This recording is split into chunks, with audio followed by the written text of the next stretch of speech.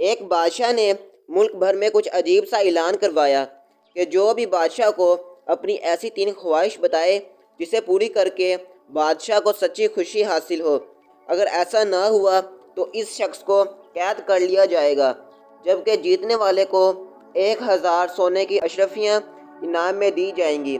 گاؤں میں ایک عقل مند لکڑہارا رہتا تھا۔ لوگوں نے اسے مقابلے کا مشورہ دیا جسے لکڑہارے نے پسند کیا۔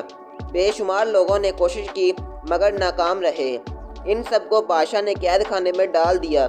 جب لکڑہارے کی باری آئی تو وہ ادب بجا لانے کے بعد بولا، حضور والا، میری پہلی خواہش یہ ہے کہ میں آپ کو اپنی تمام خواہش ایک ساتھ نہ بتاؤں بلکہ ایک ایک کر کے بتاؤں۔ بادشاہ نے قبول کر لیا۔ میری دوسری خواہش یہ ہے کہ میں حضور والا کو 1 مہینے کے لیے قید خانے میں ڈال دوں۔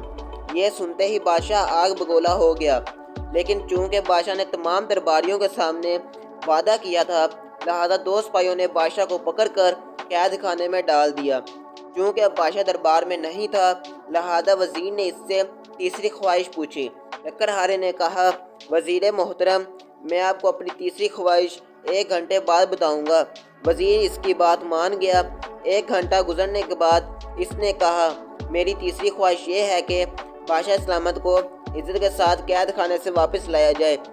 قید خانے سے نکلنے کے بعد بادشاہ کی خوشی کا کوئی انتہا نہیں رہی۔ وہ سمجھ گیا کہ لکڑہارا بہت ذہین ہے۔ اس نے باقی لوگوں کو بھی رہا کر دیا اور لکڑہارے کو 1000 سونے کی اشرفیاں کے علاوہ اپنا مشیر بھی بنا لیا۔